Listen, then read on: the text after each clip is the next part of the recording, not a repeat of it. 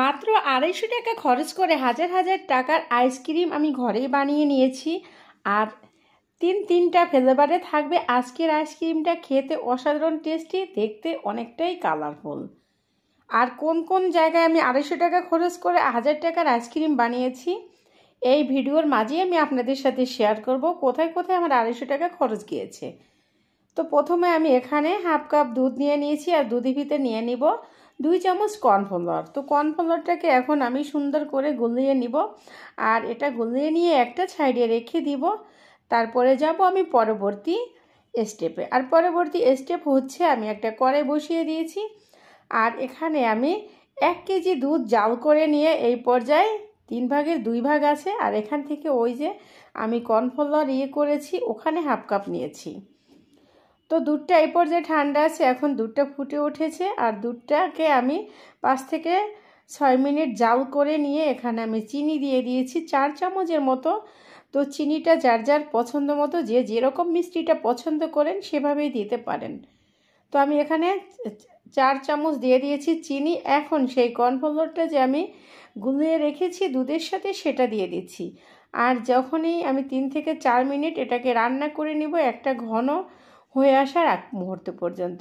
তবে কর্নফ্লাওয়ারটা দেওয়ার সাথে সাথে কিন্তু সুন্দর করে নেড়ে চেড়ে একদম মিশিয়ে দিতে হবে, এতে করে একদম সুন্দর দুধের সাথে মিশে যাবে এবং ক্রিমের মতো দেখতে হবে। দেখেন একদম মনে হচ্ছে এটা ক্রিম। তো এটা নামিয়ে নিয়ে ঠান্ডা করে নিয়ে আমি মোটামুটি নর্মাল ফ্রিজে 1 ঘন্টার জন্য রেখে একদম ঠান্ডা করে নিব।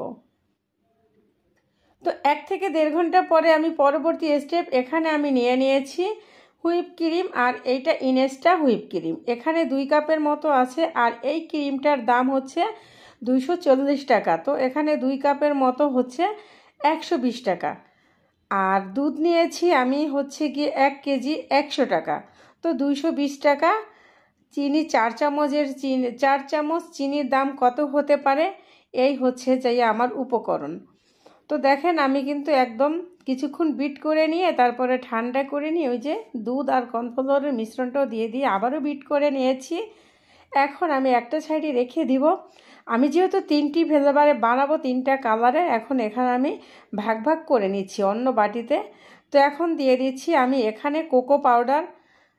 তো কোকো পাউডারটা দিয়ে আমি সুন্দর করে মিশিয়ে নেব। আর এই আইসক্রিমটা হবে চকলেট আইসক্রিম, চকলেট ফ্লেভারে। তো এটা আমি সুন্দর করে মিশিয়ে নিয়েছি। যেহেতু কোকো পাউডারটা একটু তেতো তেতো ভাব, এই কারণে এখানে আমি কনডেন্স মিল্ক থেকে 4 থেকে 5 চামচ দিয়েছি। তো এখানে 4-5 চামচের দাম কত হতে পারে, তো 220 টাকা। আর এখানে মনে করেন 4 চামচ চিনি এবং 4 চামচ কনডেন্স মিল্কের দাম আমি কিন্তু ওই 30 টাকা ধরেছি। এই কিন্তু খরচ, আর কোনো খরচ নাই এই তিনটা আইসক্রিম বানাতে। তো সম্পূর্ণ মানে এটাকে কোকো পাউডারটাকে মিশিয়ে নিয়ে এখন একটা বাটিতে আমি সেট করে নিচ্ছি। আর এটা এখন ডিপ ফ্রিজে রেখে দেবো একদম সারা রাত, মানে 7 থেকে 8 ঘন্টার জন্য। তো পরবর্তীতে আমি আবারও কিছুটা আইসক্রিমের মিশ্রণ নিয়ে নিচ্ছি বাটিতে।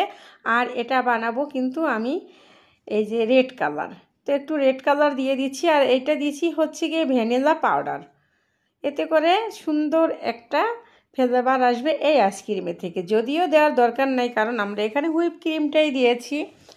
তো এই কালারটা সুন্দর করে আমি মিশিয়ে নিয়েছি। আর এই কালারগুলো কিন্তু ফুড কালার, কোনো ক্ষতিকর দিক নেই। তারপরে যদি আপনারা বাসায় বানান, যদি এটা স্কিপ করতে চান করতে পারেন। যেহেতু আমরা ভিডিও বানাই, ভিডিওর স্বার্থে আমরা কালারটা ইউজ করি।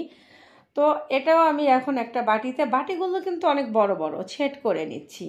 বাটিতে দিয়ে সুন্দর করে একদম সেট করে নিতে হবে। তো আমি সেটাও সেট করে নিয়ে এটাও কিন্তু আমি ডিপ ফ্রিজে ঢুকিয়ে দেব 8 ঘন্টা, নিম্নে 8 ঘন্টা রাখতে হবে। এই আইসক্রিমের উপরে কোনো প্রকার আইস আসবে না, একদম সফট থাকবে। তো একদম শেষে যে মিশ্রণটা আছে আইসক্রিমের, সেখানে আমি সামান্য একটু সবুজ ফুড কালার দিয়ে দিচ্ছি, আবারও দিয়ে দিচ্ছি ভ্যানিলা পাউডার। তো দিয়ে সুন্দর করে এটাকেও আমি সুন্দর করে মিশিয়ে নেব। মিশিয়ে নিয়ে এটাও আমি একটা বাটিতে সেট করে নেব। তো মিশিয়ে নেওয়া শেষ। এখন আমি একটা বাটি নেব আর বাটিতে সেট করে নেব। এই যে বাটিতে সেট করে নিচ্ছি।